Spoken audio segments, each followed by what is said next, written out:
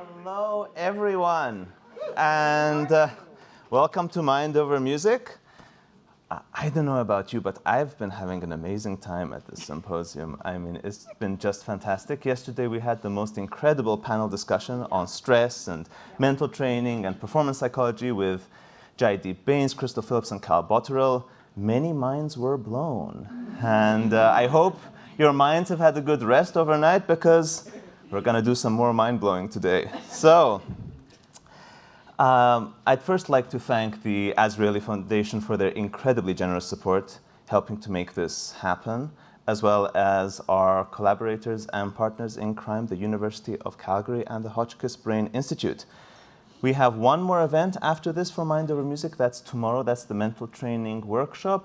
And as my special guest, we have the man, the legend, Cal Botterill, who shall be joining us to discuss many mental training strategies, not only for performance, but just for life in general, just how to deal with whatever life throws at us. Today, we have an event called Healing the Brain Through Music. I'm joined by an absolutely amazing set of guests. And to introduce this topic, I'd like to quote the German romantic writer Novalis. "Every disease is a musical problem. Every cure is a musical solution." Now, that might be a bit of an exaggeration, but I have a feeling that by the time we are done today, we might think that that's not quite so far-fetched. We will be discussing some questions surrounding the effect of music and music therapy on the brain and in the treatment and rehabilitation in the cases of various neurological conditions, neurodegenerative diseases, and so forth. And now I'd like to introduce our incredible panelists in alphabetical order of last names. And before I do so, a big thank you again for coming. I hope to see you tomorrow as well on the last day. And a warm welcome as well to everyone tuning in online. Thank you for being here. And now let's get on with the show. First up, we have Jennifer Buchanan. Jennifer is an award-winning music therapist based here in Calgary. She is the founder of JB Music Therapy, a music therapy company that has been instrumental in the implementation of hundreds of music therapy programs throughout Canada for 30 years, and that has been thrice nominated for the Community Impact Award by the local Chamber of Commerce. She is the author of several key books in the field and has won the Norma Sharp Award and the Franny Award, Canada's most prestigious awards in music therapy. Jennifer also serves as the executive director of the Canadian Association of Music Therapists. She really is the veritable queen of music therapy in Canada. I'm so looking forward to discussing Jennifer's hugely important and pioneering work in this field, so please welcome Jennifer Buchanan to the stage.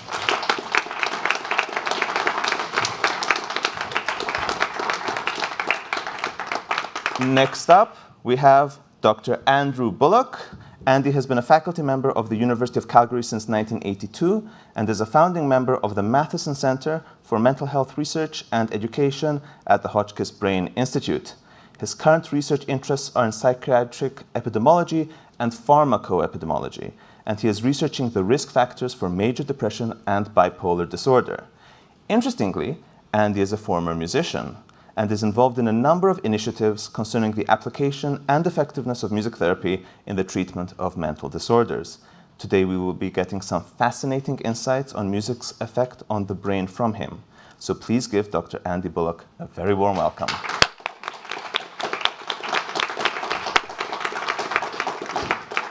Now I'd like to introduce Dr. Bin Hu.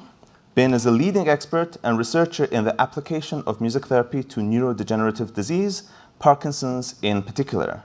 He is an endowed professor for Parkinson's disease research at the Department of Clinical Neurosciences and the Hotchkiss Brain Institute at the University of Calgary, as well as the director of the Canadian Ambulosono AXCOM project, which is a fascinating venture I'm so looking forward to talking about, and the Canada-China Alliance for Precision Medicine, which are all dedicated to the development of non-pharmaceutical interventions and management of neurological diseases.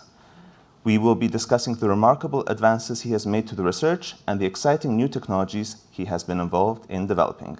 Please welcome Dr. Bin Hu.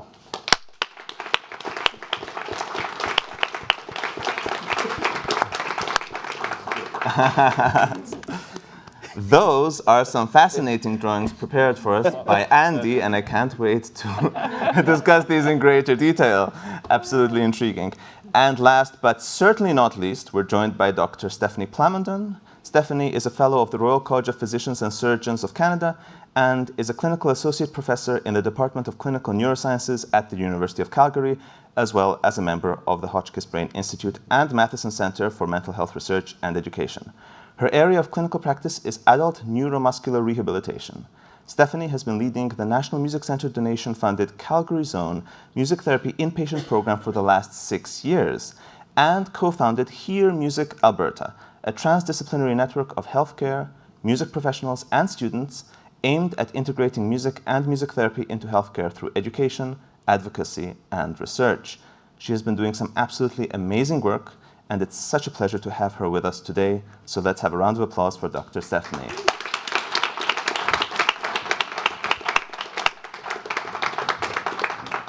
It's just wonderful to have you all here. Thank you so much. It's such an honor and thrill. And Andy, I'd love to start with you with a bit of a personal question, actually. Could you tell us a bit about your own background in music and perhaps what role that experience has played in your own career in the cognitive sciences? Thank you, and thank you to you, sir, and all the other people that organised this. Much appreciated. Well, I began to play the violin when I was about 11 years old. By the time I was 15, 16, I was a classical music person. 100% with one exception, the Beatles. Seriously. That only lasted another year and they broke up, and really I've been dedicated to classical music ever since, although more recently I've interest in jazz also. Now, in my family, I ran into some pretty serious mental health issues growing up, and those were really hard to deal with, as many of you know. And I had a friend who was spending the Wednesday afternoons of her school days at the local mental hospital. I did the same thing actually on a different day because it was a way of getting out of rugby.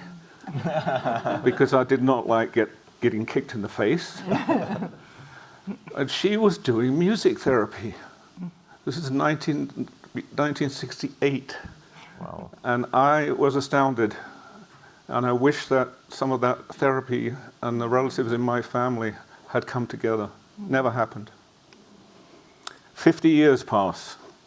I decided in the fall of 2018 to run a mental health and music week. And I had a superb organizing committee, and they suggested a number of people, including Jennifer, who was gracious enough to agree to come along, and a number of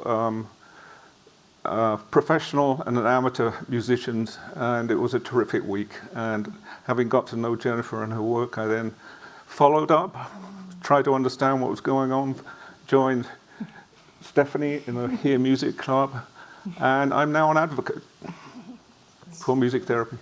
That's fantastic, and this is, of course, a theme we shall be expanding upon. So I'm coming to you next with a very difficult question to answer in just a couple of minutes. But I'd love for you to give us a broad overview of music's effect on the brain. And now we move over to the whiteboard to some fascinating markings. So music on the brain, hearing music activates the brain. It's like a workout for the brain, right? It doesn't activate any one specific region. It's rather that almost every region has some role in understanding music.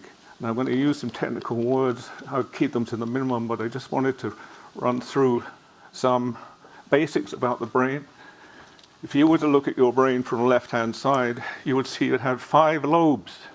The frontal lobe, of which most important is prefrontal cortex. We'll come to that. This is the command and control center of the brain.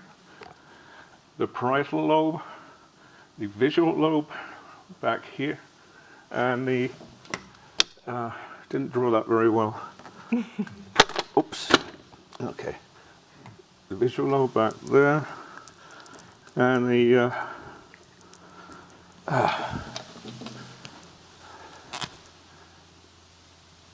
temporal lobe here. This is the primary auditory cortex. This is where music goes as it comes up from the ears.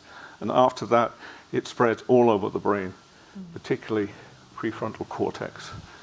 And so, just finish, the target of all emotions, we're talking about emotion with music, right? Music is an emotional form of communication, is the limbic system. The limbic system is composed of the prefrontal cortex, connected to a number of structures, and I'm not going to give them names because I don't have time, that are subcortical. The most extraordinary thing about this system, called the limbic system, is that everything is connected unidirectionally to the next structure. So it reverberates. And I like to think of normal mood as the limbic system just humming along. And when, say, a gun goes off, it disturbs the limbic system. It's partly why we feel so bad. Part of the limbic system is something called the amygdala, that I'll come back to when I talk about the mechanisms of music therapy. That's it. Thank you. Well, and what I think is very important to keep in mind about all this when we talk about subcortical structures and the limbic system, these are some of the earliest structures in the brain from an evolutionary perspective. So these are really speaking to the most basic parts of our neural organism, so to say, and that is why it has such a fundamental effect on our mood and how we feel. And to follow up on this, let's say we pop someone in an MRI machine. You know, fMRI is so popular these days in all kinds of neuroimaging. What do we see if someone is listening to music, for example? What parts of the brain light up, and what is special about this activity of listening to music compared to some, a regular resting state? In the fMRI, the functional magnetic resonance imaging machine, you see the enormous areas of the brain light up. Not just the temporal cortex, but many, many other areas. More than any other sensory stimulus, including language. Yeah. And so when we say music is a language, we're not just talking metaphorically. It really is in some important ways. Andy was just talking about his early exposure to music therapy, and here we have such an important music therapist here. Jennifer, what I'm really interested in knowing is, how did you come to music therapy as a modality? What brought you to this particular sphere? You know, I grew up with limited means. Meaning going for private music lessons was not quite something in our family's grasp. And I have to first put a shout out to our public education system for music. Because my first introduction into feeling connected with other people was in grade 5 band, learning how to play clarinet, and all of us sounding what some of you would call terrible. But in our world, it just felt so good to be creating those first sounds together. Around the same time, my granddad had a stroke, and it was actually his second. And he was placed in long-term care, no longer able to walk or talk. And it would be my granny who would say, "Hey, Jen, do you want to come in and play your granddad's favorite song?" By then, luckily, I learned a few chords on the guitar as well. And I went to his bedside, and really interesting things happened that day, where the screaming lady stopped screaming and was singing and got closer and closer and sat beside me. And Granddad, I would see him cry for the very first time. And Granny would invite me back every Wednesday. And this is when I'm, just barely out of tweens.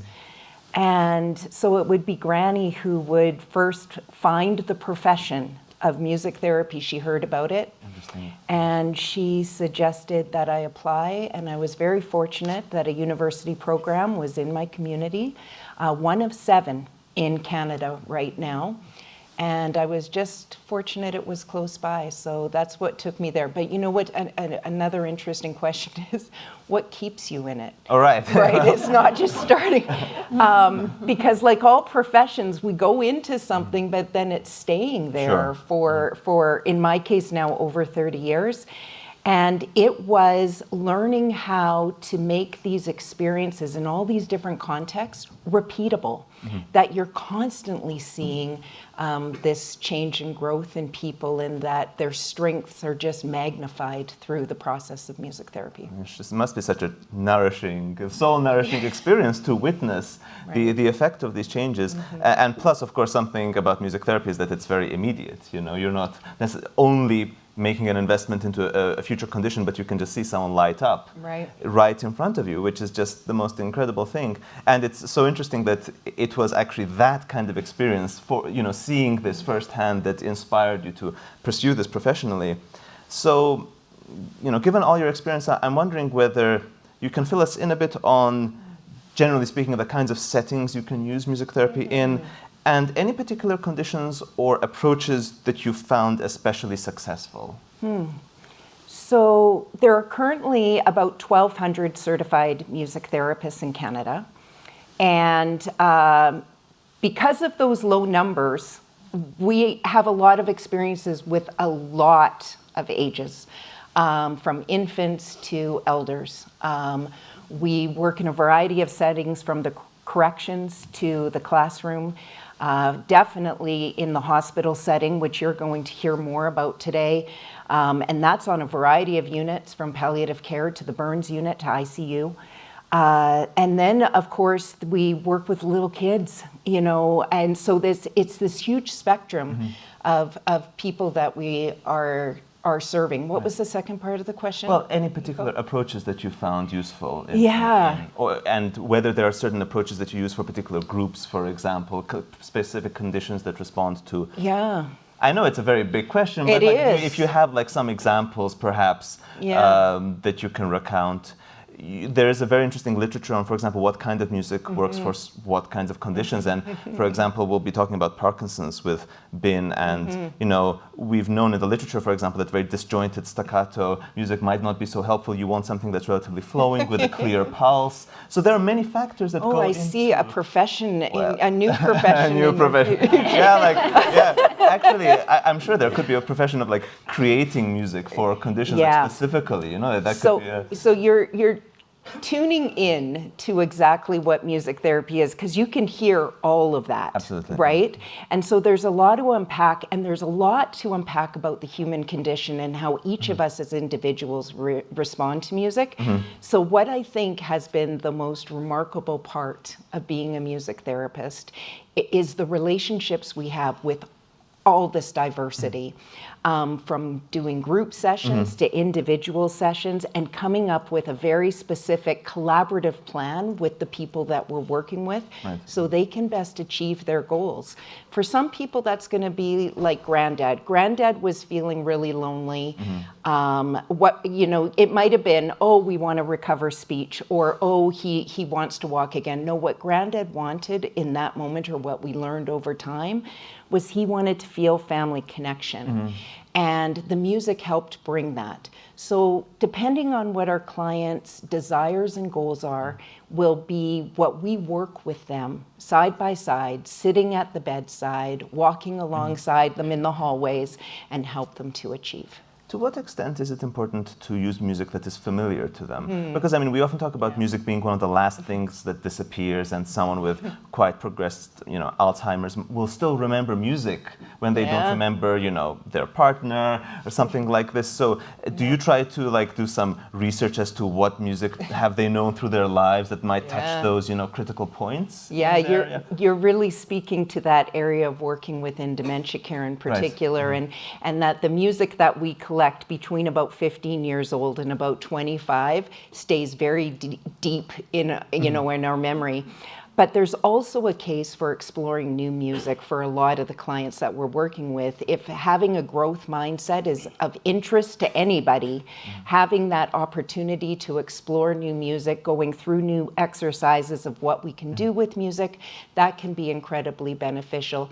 And one of the reasons why a lot of the work that I'm doing now are with employee assistance programs, for example, in helping, the world try to find the best music for them to grow and to relax, and all the things you were talking about yesterday as well. So a very big part of this is actually customizing the programs to the individual situation. It really is. Very much therapy, Yeah. you know, a counseling-based therapy that is incorporating music at a foundational level. That's fantastic. And I'll come back to you with some more specific questions and situations. But, you know, we touched upon, you know, diseases of, you know, various kinds of neurodegeneration later in life, which brings us, of course, to Parkinson's. And I'd like to preface this part of the conversation with another quote, one that I actually mentioned a couple of days ago again, from Nietzsche, who said that we listen to music with our muscles. Mm-hmm. It's a very interesting idea, and you know, a lot of Parkinson's research looks at the rhythm of movement and the way in which this can really be activated by music. So, Ben, I'm wondering, similar question to Jennifer, what brought you to Parkinson's research, and what was the reason for your initial interest in this field that has now become so, you know, fascinating and interesting? When you began this, what were your leads into the field? It all started with Oliver Sacks. Oliver Sacks. I have to give him the credit. You know the name. Is that right? So I think this is back to like almost 20 years ago.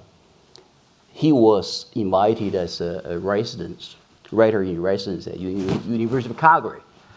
It just happened I had a laboratory that was focused on the auditory system in rats.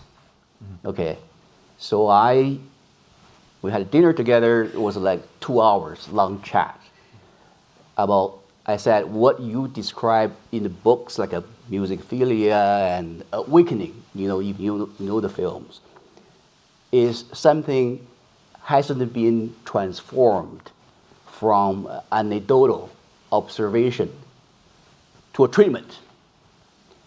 And then you know what he said? He said, that's your job. So I did.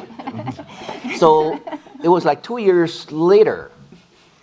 I was actually talking about this on Wednesday in the Lipin Theater. There's a federal program announcement with the Minister of Health and a bunch of big shots. Announced to a $2 million program. Mm. That was the precursor for Ambulosono. Okay. Okay. Very focused, is using music to create a rehabilitation framework for Parkinson's. So, because the foundation is there, you know, neurologists or family members, they frequently observe the Parkinson patients, sometimes they can't walk, but they can dance. A few years ago, there was actually an earthquake in Italy. 14 Parkinson patients actually escaped faster than anybody else. And 3 of them went back to help others came out. Oh. Okay. So what all tells you is it's so-called the academic term is a paradoxical movement. Paradoxical in the meaning is that they suddenly release their motor potential.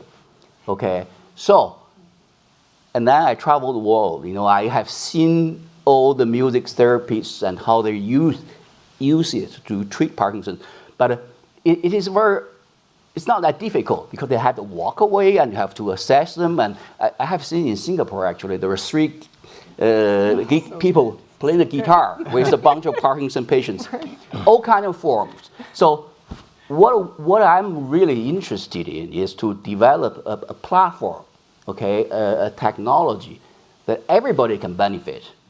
Because many of these situations is called freezing. They suddenly become immobile. Mostly they happen in their homes. You know, they're far away. They're far away from the clinic and you can't see them. So that's why the Parkinson's music therapy, you know, this is my preference. I think it was probably the best example about how music can really change somebody's life. For example, this freezing, the sudden unable to move forward, usually leads to fall. When they fall, they break their hips and hospitalized. So that's why the Parkinson patients actually, their life expectancy is shorter. Okay, the patient do not want to hear it. No, but you know, you have to tell them to prevent just a single fall can mean life and death. Okay, So what we have now is actually a small sensor that put on the patients over their knee. And then they have a phone. They can play music. Okay? So what they are doing is that they practicing like just stepping in place. Okay? Part of the exercise, part of the music stimulation. So what music does, so this is our model. You know, when I talk about this stuff, I always think about what Queen says. You know, Queen left a message, do not take yourself too seriously. So all I'm saying, take it grand for salt. This is a still walking model, but it's explained, I think, a majority of the observations in terms of music therapy. What music does actually is create a special, we call it behavioral state. Okay? So sleep and waking is two very different behavioral states. In this kind of a state, you have different motor activities. You can do different things, which you can't do in the other state. Okay? So you need to create a state, okay, which your motor capacity is associated with that state. For example, when you run away from risk, you run faster than any time. Okay?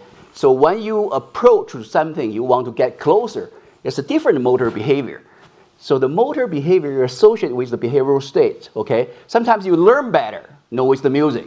Sometimes not. Okay? So you really need to find out the music that created a behavioral state. So that back to Jennifer's question. So the music could be completely different for a different person. Is that right? So that's the basic idea. So that behavioral state leads to more motor capacity, lead to their ability to overcome freezing, and then they do not fall.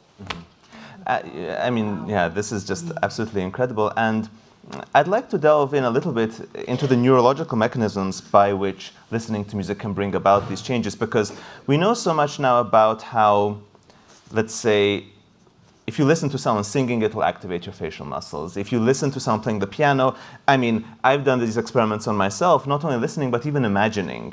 I've noticed that, let's say, if I just wake up, I'm still in bed, I haven't warmed up, I haven't done anything, but I imagine myself playing.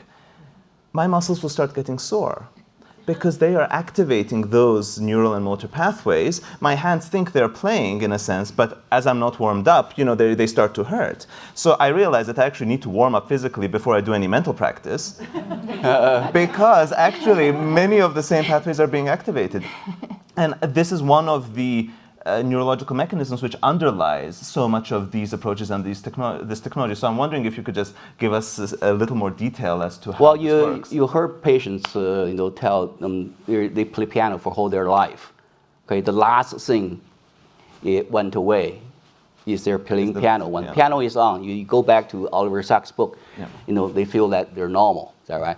Mm-hmm. That is a behavioral state. Mm-hmm. You're a pianist. Okay.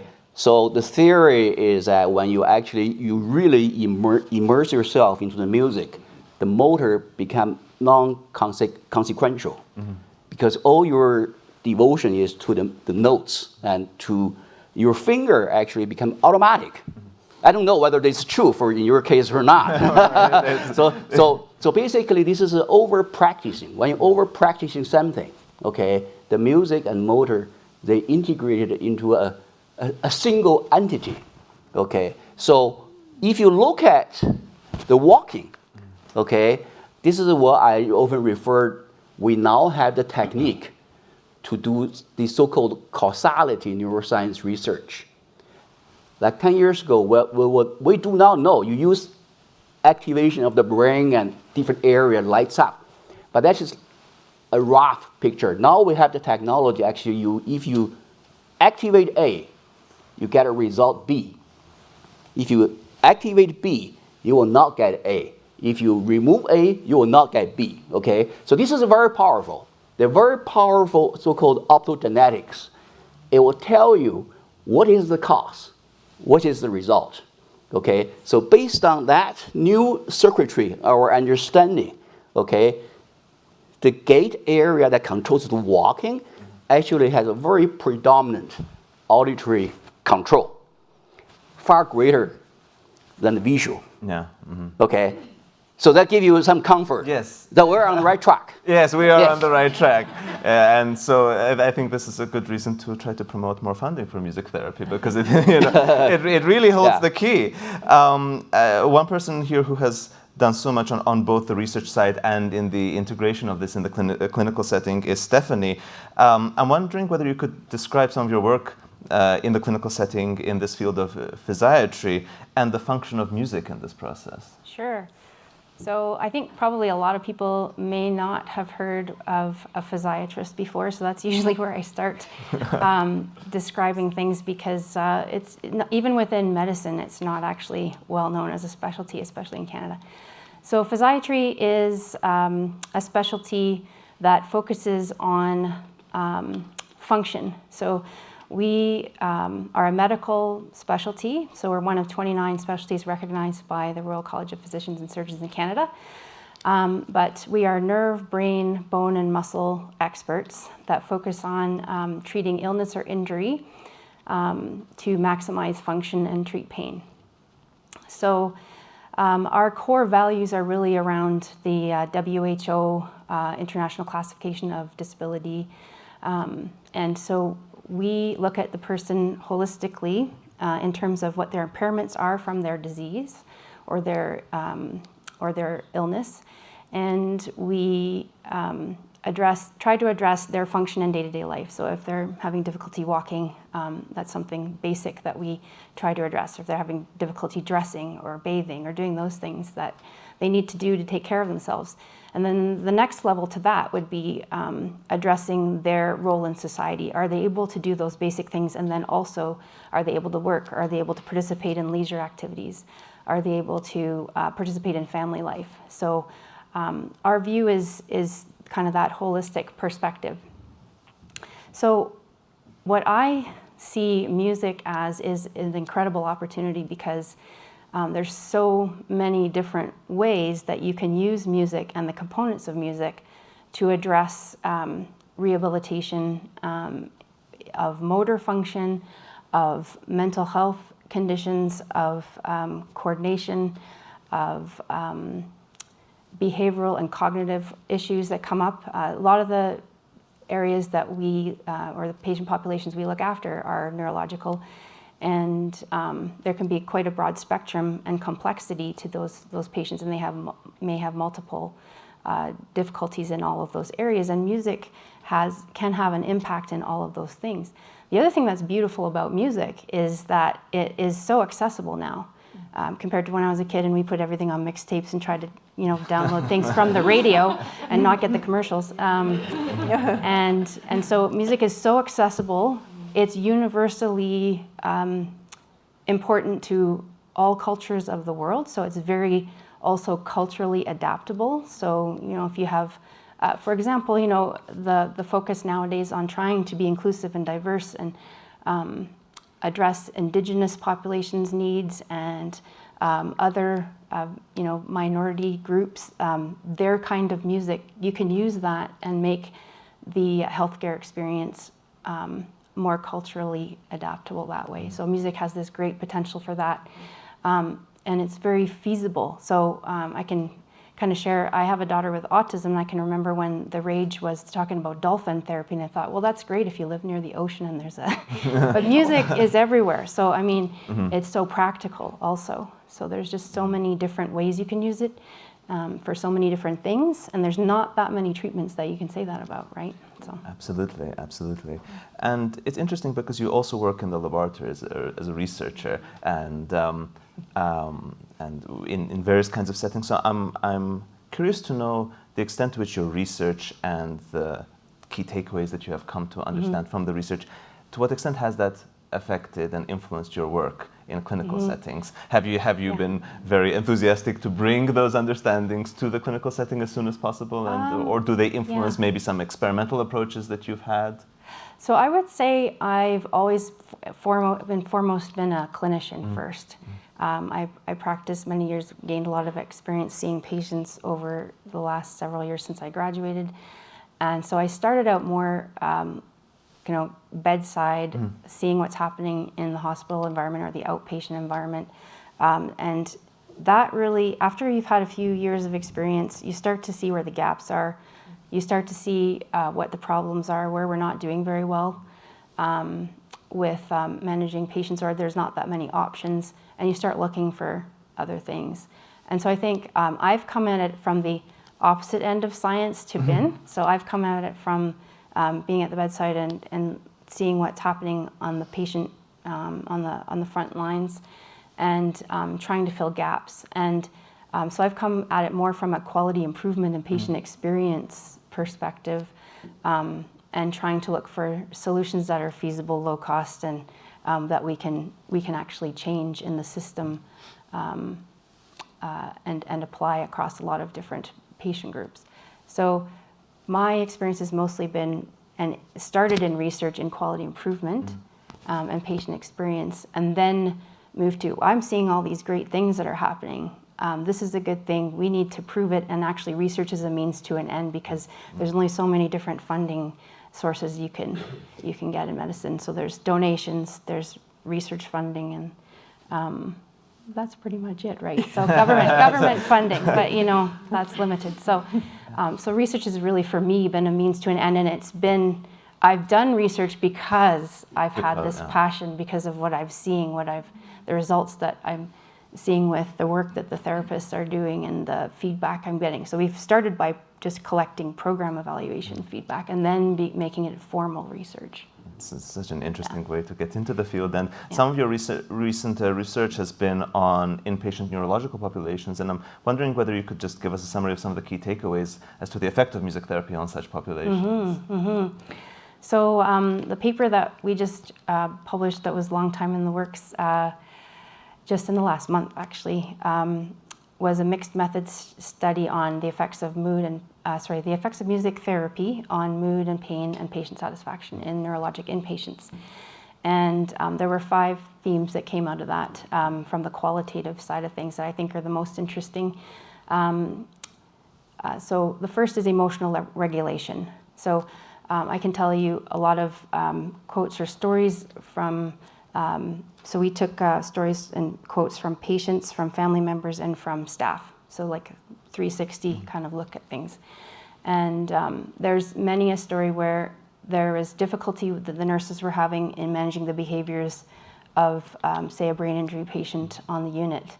And then literally the instant the music therapist comes in the room, calm, makes the nurses' jobs easier, helps them to see this person responding in a positive way, and gives them positive feedback on how to deal with the person more effectively, and sees the humanness in them, and it just creates this social connection. So that's the second thing, is social connection. I think is one of the biggest, most obvious things that are one of the key findings, because we had group therapy before the pandemic happened, and it was very, very popular. I mean, the size of the groups would vary. Family members can come, so families can participate in the sessions as well. And the camaraderie that would develop in the group would transfer to the unit afterwards. So normally when you're in the hospital, you may necessarily not talk to anybody else that's a patient on the unit, but on the neuro rehab unit, you're there for anywhere between 2 weeks and 3 months. So you're actually developing peer support through music, and it makes it this environment where you can support each other, celebrate successes. So I've had stories where I stood for the first time today, and they share it with the group, and or motivation. So they pick a song where they need to hear motivation in the lyrics or whatever, or they share songs that help motivate each other. And so that social connection was a big theme. But I also think I brought a quote with me because it's very powerful. I'd love to. And actually, when I read my own paper, I almost get teary. But so a latest quote that I've had from the Burns unit. This is about staff, really. So much of what we do on our unit and our direct patient care is about pain. For both staff and patients, this becomes so overwhelming and takes such a toll. And for us to be able to offer something that is about joy and wellness has been a game changer for our staff. I mean, it really is, and to think of a therapy that has, such few side effects, only positive side effects. I mean, it's just really a remarkably powerful tool, and this loops back into what you do, Jennifer. And Stephanie was talking about the sense of camaraderie, and that's something one can definitely imagine in any kind of music therapy exercise that involves people playing together. Mm-hmm. So I'm wondering whether you could just share your thoughts on, for example, in various situations, the difference between just listening to music versus playing it and being an active participant, and when it comes to playing, whether there are, any certain features of certain activities that are especially important, such as maybe improvising or playing together with others. Could you just give us some thoughts on how you might calibrate these, these combinations of activities and what effects they have? Yeah, such a great question. It's interesting because we're talking about just everyone's different responses to music, and I've said the variety of different places that we can serve, and from that real young person to the more mature person. And it might be best if I just tell you a story of something that's happened recently. Sure. Where you're in a situation, so this is a situation in a hospital setting. It's mental health specific for that. A lot of the work that music therapists do work on are mood, motivation, memory. And so we're there on the unit, or I'm there on the unit, and I was told there was a special case to see. And what that normally means is, instead of being in a group setting, we're going to be in a one-to-one setting, and it was going to be me and in collaboration with a co-treatment with another allied health professional. And so they came into the room, so there's the three of us sitting there.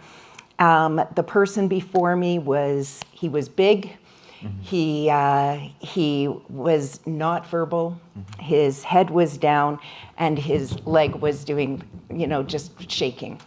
Nervous. Who's not nervous at the hospital on a unit in a new environment? And so going back to actually drawing on some of what Bin was saying around the work around that parasympathetic and sympathetic. When do we activate and when do we calm down? And music just does that so quickly. And so it went right away looking at going between two simple chords, playing back and forth, and you get that bit of a rocking feeling as you're doing that. And you also notice that this particular individual who also had autism, began to also move right along. And he heard something in those chords that I didn't hear as I was playing them, but all of a sudden he started to sing. I heard there was a secret chord that David played, and it pleased the Lord, as you were going back and forth. So he started to sing in his low baritone voice, and it was after a few beautiful Leonard Cohen lyrics that he lifted his face and we made eye contact. And it's that moment when you are so wanting to make, connection to somebody else because you can go somewhere, that feeling.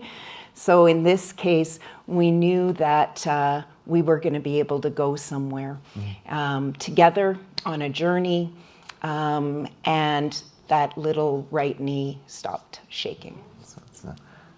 What an incredible story, and it's just fantastic to hear these individual stories, after talking about the context and, all these effects that music therapy might have on a more theoretical level. Again, I just can hardly imagine what it must be like for you to see these on a daily basis. It's really, it's just such an extraordinary experience. When we look at music therapy and how powerful it is, the question is, okay, so how can we bring it to more people? And where do we go in the future? So the rest of my questions will really be about what's next. And I'd like to come to Andy first, because we were just corresponding about some very exciting recent findings regarding the neurological mechanisms of music therapy. And I'm wondering whether you could just fill us in on some of these more recent understandings. Yes, very recent understandings. Actually, in July of this year, a very technical paper was published, and it's one of the very first which gives a brain mechanism for music therapy. Wow.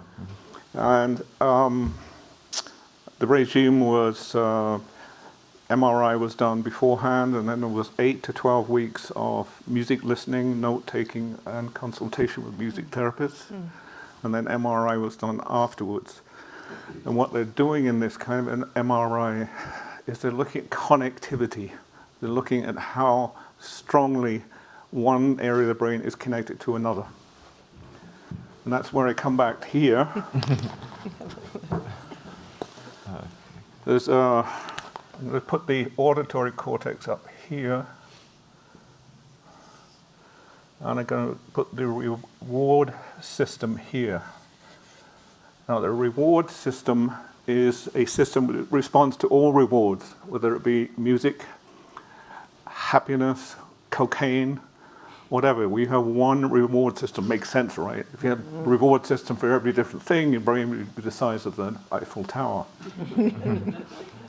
We know that the reward system is connected into the limbic system. That's been known for some time. We know that the auditory cortex is connected into the prefrontal cortex, and we know that these two systems are connected. And what they were able to show, and this is really phenomenal stuff, is that the strength of connections between these two systems and these two systems are enhanced in auditory, in music therapy. That means that the neurons are exciting more neurons in the other system, stronger connections, which means we're getting stronger input from the PFC down into this part of the limbic system, and stronger input into the limbic system through the amygdala. This starts to look like a brain diagram. I think this is quite fantastic. Beautiful. It's amazing, absolutely astonishing. Do you want to? Are you going to ask me about areas of the brain that? Yes, if you can. Stay down there. Or do you want to not do that? 'Cause That would also be great. I didn't want to ask for too much too soon, just so that I wouldn't confuse the whiteboard. But if you can, that would be absolutely amazing. If you could fill us in a little bit on the different brain areas that interpret the various aspects of music, because this is indeed a very important part of the puzzle. Okay, I'm going to add something to the bottom of the brain. This is called the cerebellum. Strange looking, complicated thing. I have a colleague of mine who's spent his entire scientific career, 40 years, trying to unravel the circuitry of the cerebellum. Anyway, obviously you know that in terms of components of music, frequency is decoded there. That's when specific neurons respond to different frequencies. It's laid out in a map, 400 hertz, 800 hertz, 1600 hertz, specific neurons decode specific frequencies. The cerebellum is responsible for the detection and generation of rhythm. It's also involved in the emotional brain. The amygdala, that's the center of fear. So can you guess what kinds of things it responds to? Threats. In music. Loud. Sad. Sad music. Minor chords. Music in minor chords. Prefrontal cortex. It's a very sophisticated area. It responds to sort of higher functions of music, like tonality. Tonality refers to the way music feels, basically what key it's in. So that's a kind of a higher function. And do I have time to tell my story about Rennie Fleming? It will only take about a minute. Yes, please do. Please do. Please do, yes. As I said, the prefrontal cortex is the kind of command and control center. In some experiments in the States, they put jazz musicians in MRI with a plastic piano, because you can't put metal in MRIs, bad things happen. And they had them play a very boring thing, C major chord, up and down, and then improvise. And some of the improvisation was really elaborate, with sharps and flats and lots of short notes, and didn't look anything like the C major chord, but it used the same notes. And they subtracted the two, and the biggest finding they found was decreased activity in the prefrontal cortex. It's as if dampening of activity here is letting the brain loose. So then Rennie Fleming comes about 3-4 years ago, and she gave this superb talk. And she talked about being sometimes in the zone. And she felt sometimes that she was in the zone when she was improvising. This is starting to get my attention. And then she said she felt that her brain was letting go. And I just about fell off my seat. So I managed to get her afterwards for about 2 minutes, and I said to Renee, do you know that what you were saying is that your prefrontal cortex is being down-regulated? And she said, well, Dr. Bullock, that's not the words I would have used. That's my anecdote. That's fantastic. Yeah, it is, and Renee has been just such an important figure in this field, and has been involved in so much important research herself. And Bin has been involved in many projects with Renee, and have been doing these similar kinds of panel discussions all around the world. So what she's been doing has been absolutely extraordinary. So Ben, I might as well continue the conversation here. Now that we are getting these remarkable new findings about the effect of music on the brain, and you're involved in this fascinating ambulosonal technology, where do you see the technology continuing in the years to come, and how can this field really develop in its treatment of various neurological conditions such as Parkinson's? Yeah, I think I always say this phrase first. Humans, in human civilization, we do not actually associate with music and walking. This is until now we have the iPod or the device. People use it for running, for everything. Is that right? So this is a drive for new behavior, for new plasticity, because humans invented tools when they use it.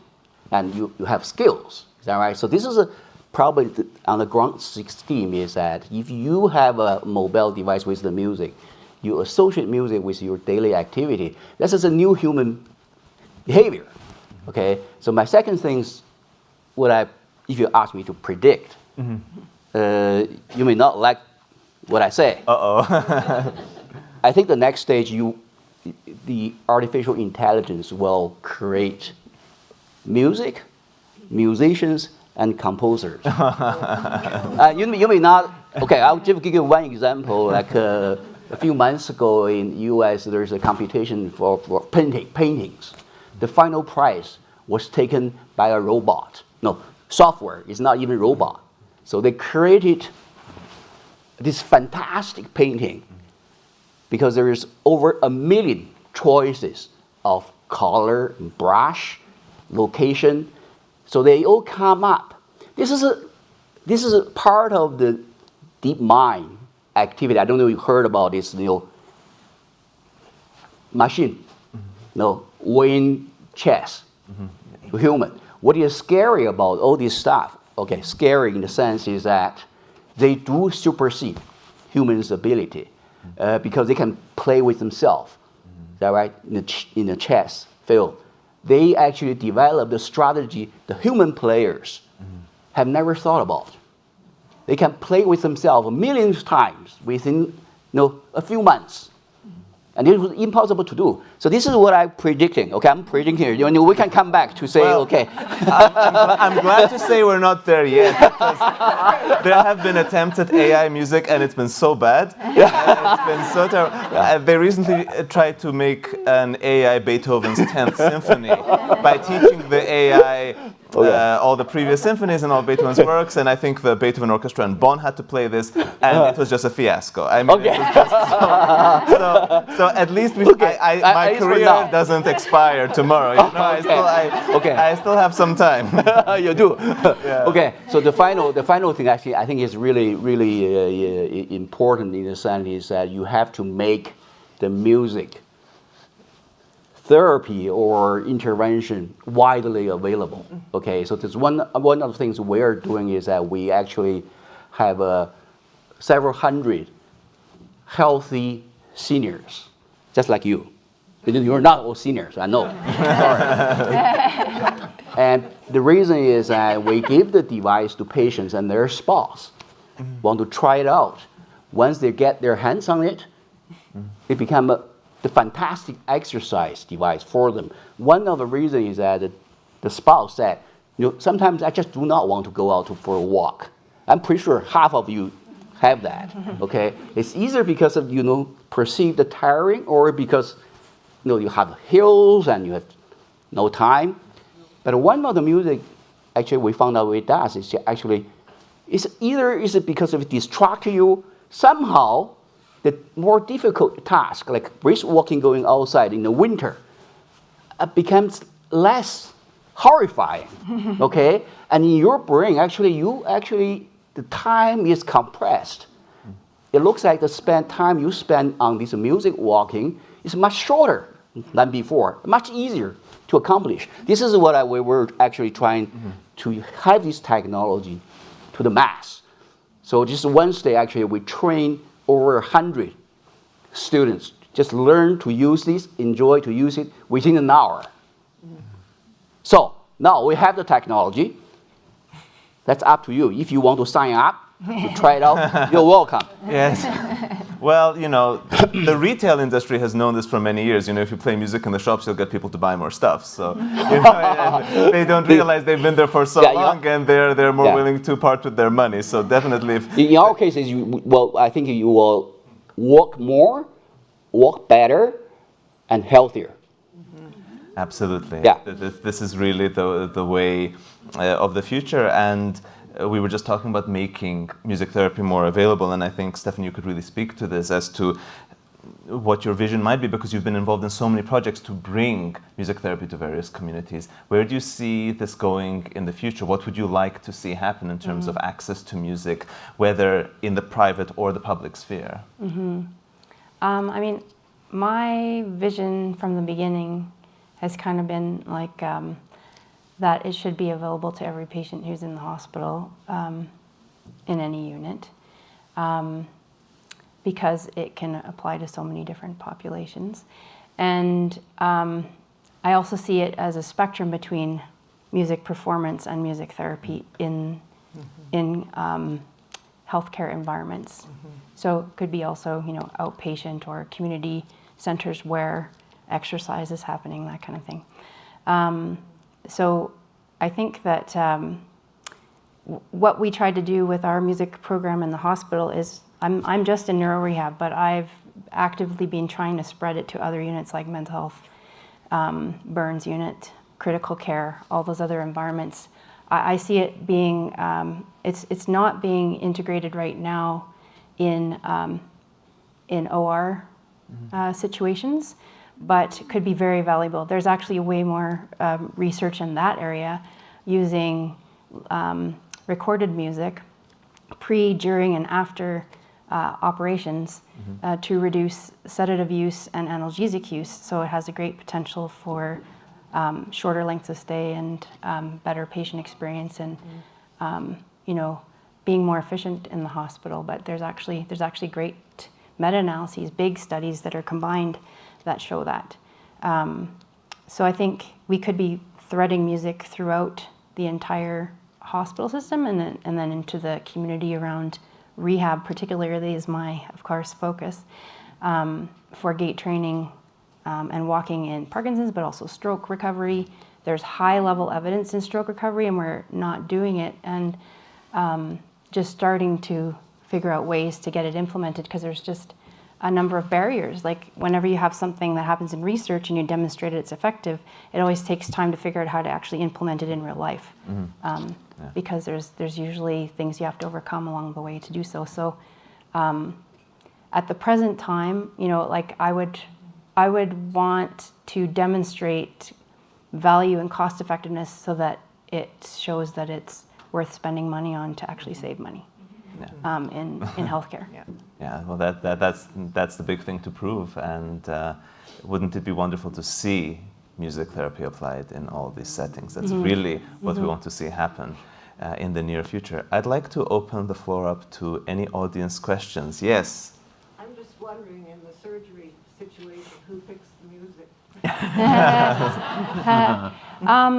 So do you mean in the studies that were done? Yeah. Yeah, it's quite a variety in the literature in general, actually. So sometimes the protocol would be that the researcher picked the music, and they may have picked it based on some properties that have been demonstrated, like if you're looking for anxiety and relaxation and pain control, I think the best evidence is for 60, 80 beats per minute, relaxing, kind of mirroring your heart rate.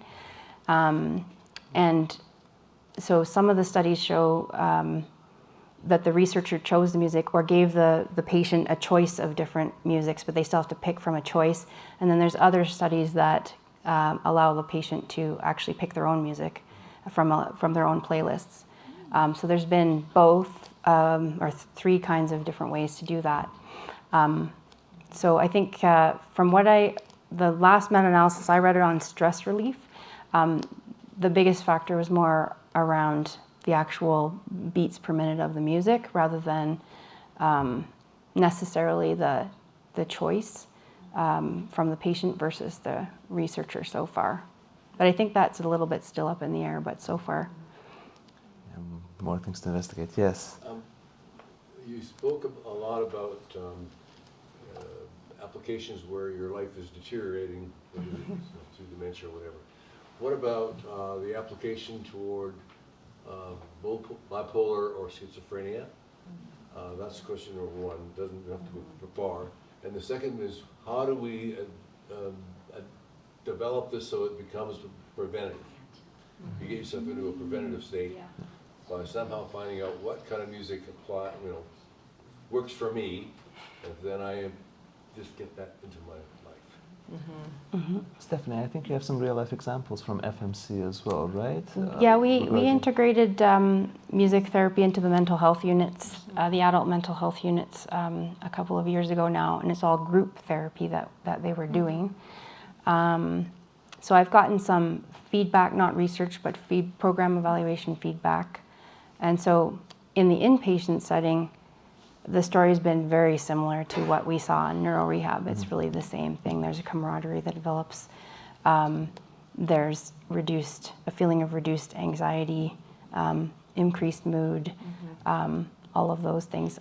We also did, we were involved in a virtual concert series, not music therapy, but a virtual concert series with the Instrumental Society during the pandemic.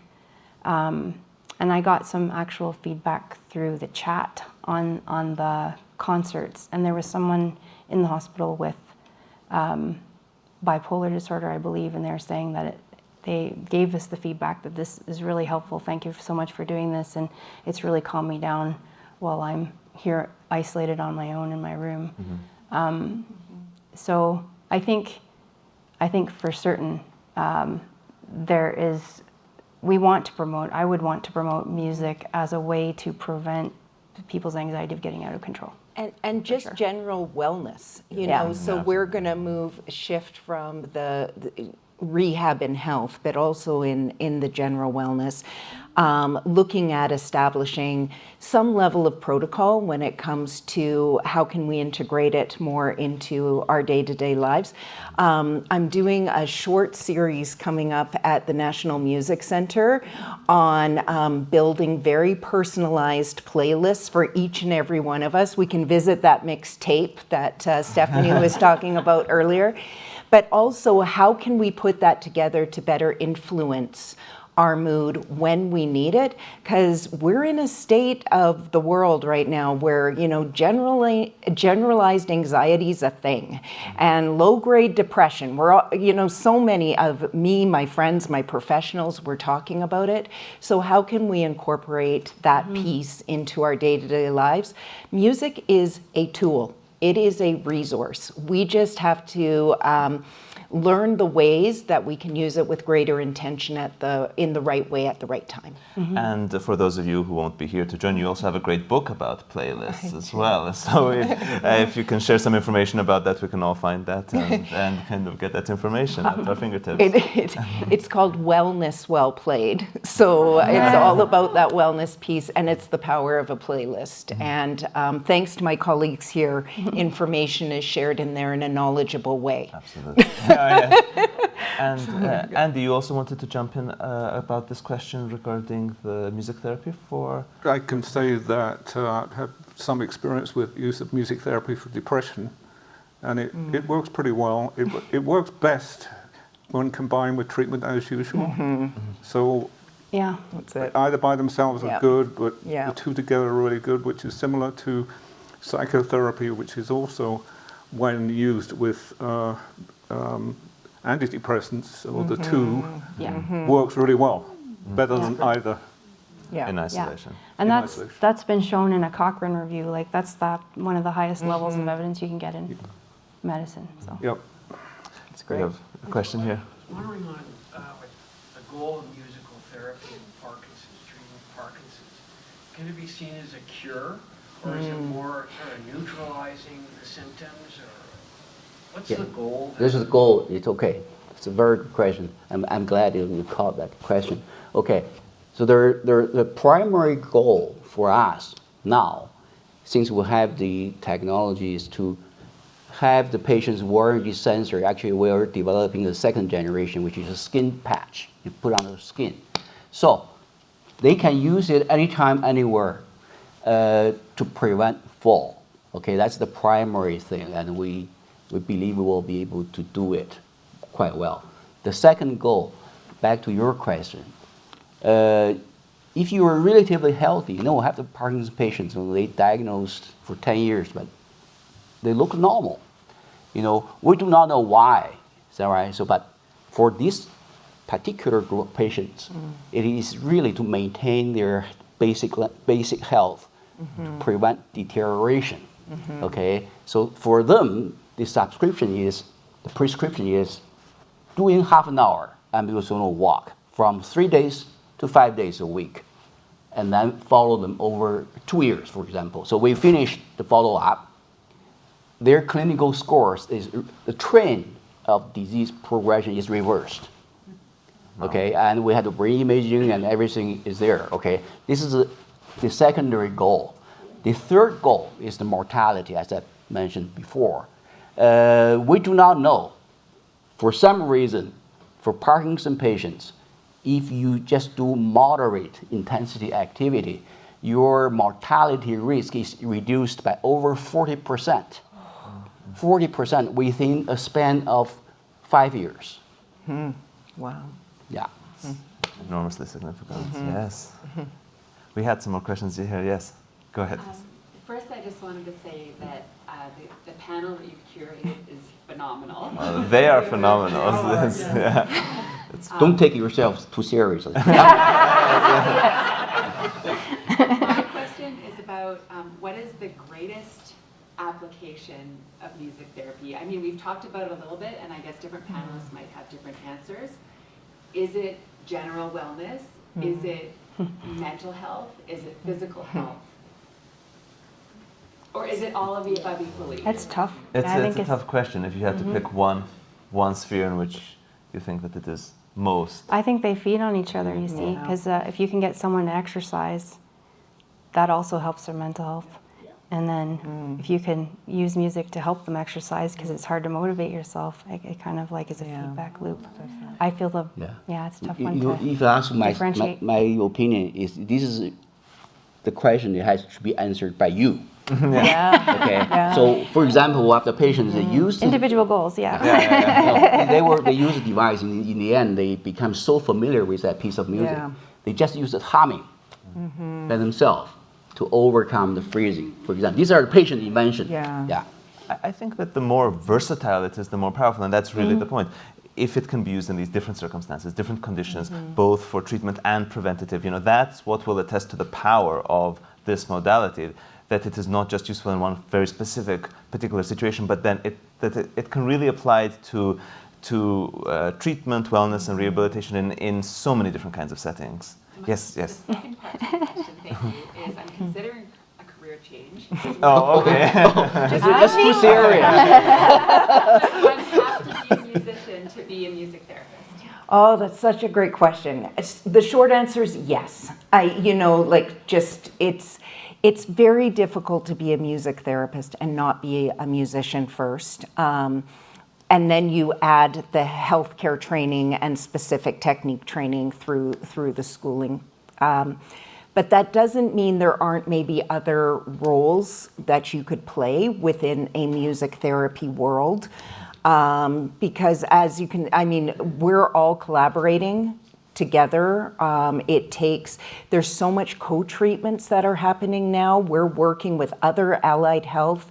We work with counselors, we work with psychologists, we work with physiotherapists. Like, it's a whole group that is taking this.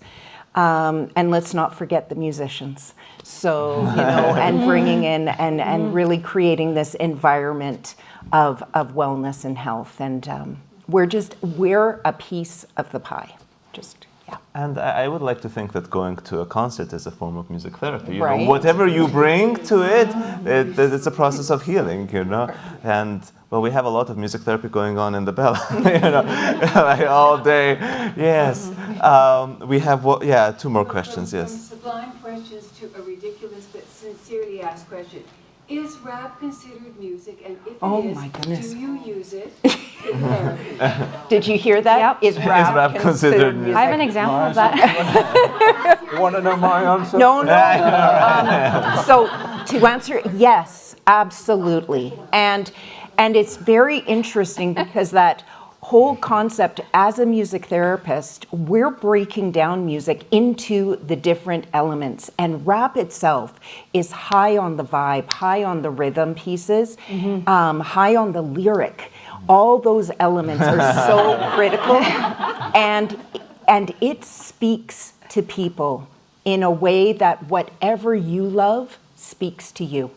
And it's using that resource to better understand that individual, learn about them, be curious about them, and then help them, again, develop those strengths that they so much are wanting to have. I have a great example of that, actually. Do I have 1 minute? Please, yes. So we had a patient on the brain injury unit who was a rapper. And there's a period of time where after brain injury, if it's severe enough, you actually don't have an awareness or don't have carryover from day to day of your memories. Your memory is so short. So that's called post-traumatic amnesia. And in some cases, that's a time where you can get agitated and don't really know what's going on, and you're just really responding to your own internal sensory stimuli. Like if you're hungry but you don't really realize it, you might get agitated. Or if you have to go to the bathroom, you don't really realize it. So we had a rapper. He was actually working in music therapy with our recreation therapists while he was still in post-traumatic amnesia, and wrote a whole rap song. And he was able to focus long enough to be able to do that. And it kept him engaged, and it kept him calm. And so that's a tangible example of how that rap was very useful. I actually have a question, and Jennifer, I'm wondering, what was the strangest musical request or example that you've had to use in a therapy setting? Has anyone tuned into Stockhausen or something? Like, you never know. Yeah. You know what? For me, it was on the other side, Screamo. Screamo? Yeah, it's Forgive everything my you've imagined. It's ignorance. I everything don't know you what that imagine it is. to be. It was for a particular client that honestly, that the rage of the scream was one of the most healing pieces for them. As a vocalist, very stressful in the moment for me. You had to be screaming. No, I didn't scream. But creating that environment of releasing that level of vocal energy was incredibly important. Both pent up, pent up, but also just the auditory sensation of it and reverberating in a room that reverberated back. Yeah. Did you stumble upon that? Or? Right? No, they led me down the path. I see. I thought, if you had to do it, you had to go to do some death metal training. Right? It's so bad. Yeah, seriously. Yeah. But then you get curious about about the exploration of new music and actually that opportunity to learn about people and to grow. What a great way to get to know somebody. Oh, absolutely. Is through their music. That's fascinating. Yeah. And okay, I think we'll have one or two last questions. Yes. I just wanted to ask, when you calmed that patient down to 2 chords that were, do you choose them with regard to frequency or harmonic, like tonic dominant, dominant tonic? Yeah. Normally I don't think about it so hard in the moment. I know that I'm going to, in this case, I was going back and forth between C and A minor. Yeah, that's what I was going back. 1 and 6, and I was just going back and forth. It was a gentle rocking in between each. And we actually started with just breathing. The nicest thing one of the nice things about singing is the exhale's always longer than the inhale.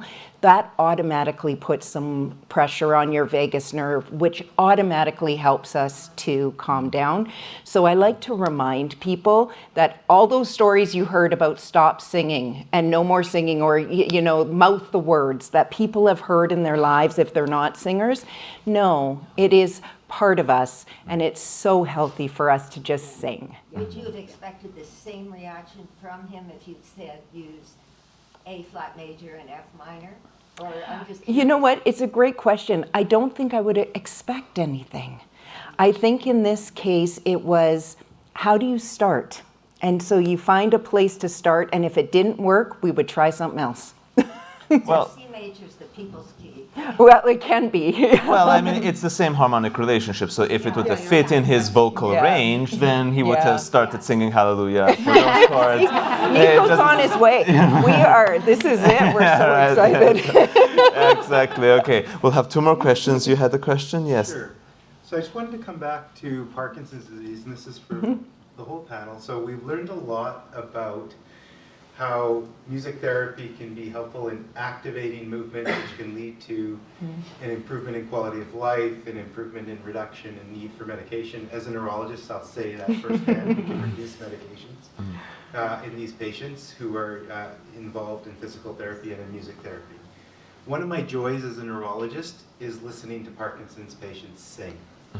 And so I was hoping maybe you guys could comment about some of the singing therapy that we do in Parkinson's disease and the impact that has for our patients. And I think that can apply to I have a clinic right beside each other. And we'll hear them, people be like, what's going on? It's like, oh, that's a Parkinson's patient. So talk maybe a bit on that. I guess get back to your first question. So about the medication reduction. Yeah. Okay. So I have seen that over and over patients when they can't walk very well, and after maybe 3 months treatment, and they came back, they say, okay, I took off my Cinemat.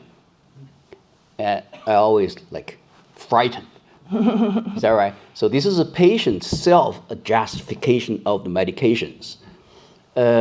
We do not have enough number of patients to reach any conclusion, but your impression is correct. Whenever patient feel they're better, they reduce their medications. It is good or bad? jury is still out there. Is that right? So long term, we do not know. The second thing, you back to your question in regard to, what is your second question again? It was Singing, yeah. Oh, singing, yeah. Singing. I think the singing classes, Yeah. there are many singing classes. What I know, I haven't done any specific study, is that right? So, is that when we start this program, our super walker, one of the super walkers, her daughter living in California gave me a call close to midnight, and she said, "What happened to my mother?" Because she only see her daughter maybe like every year. I said, "What happened?" And she said, "She is smiling, okay, naturally, because mask face is very common. They don't have very much facial expression. It can be painful, is that right? You have a conversation and people say, I told you a joke, you don't smile." Then we went back, did a survey, and asked these patients. And they say, when there's a singer, with the lyrics, they see the face of the singers. For example, Brian Adams, if you hear his song, and his song is in the walking, actually, his concert performance is right in front of you. So it turns out, if you put these people in the scanner, if you present music without lyrics, the songs that with lyrics activated facial system automatically, regardless whether you pay attention to or not. So that could be the reason why some of these patients, the first symptom improvement was smiling. They were able to smile. It's amazing. And I think that was my question also from a music therapy point of view is what are we actually doing when we get them to sing? Because what I see as a clinician afterwards is, as you already mentioned, Ben, they might have more facial expression, but also the volume of their voice goes up dramatically. So what is it that we're doing that's improving their ability to communicate? Right? Okay, so you've done, the first thing is you're bringing people together. A lot of the research that is done on the release of those hormones and neurotransmitters that make us feel so good, that can, when we feel good, we can be a little bit louder, we can feel a little bit more confident, and we start feeling more connected to other people. That's also going to be building our confidence. So there's a piece of that that's happening in the choir setting. And I would just say the enjoyment, if anyone here has started singing with other people, and as you begin to start hearing yourselves, but also hearing the others around you, you're going to see that dynamic shifts for sure. It's absolutely correct. Yeah, it's the perception of the volume of your own singing. Right. Yeah. I know. Fantastic. And one last question, yes. One big picture question. What is the biggest hurdle that you see that will inhibit the acceleration of the application of what you're talking about? This is exactly what we have been thinking. Is to get more young people involved. Okay, starting from high school. Yeah, I agree. Teach the power of music. Yeah, I agree. Yeah, absolutely. Yeah. Well, fantastic. Well, please do stick around. We do have a reception and you can ask any further questions that you'd like. We have some sweets and drinks, but please a big round of applause to this incredible panel. Thank you.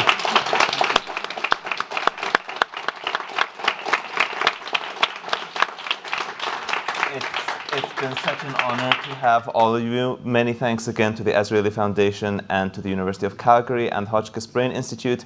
Thank you for being here for Mind Over Music, and we have one last session tomorrow. I hope you enjoyed the rest of the competition as well, and thank you again.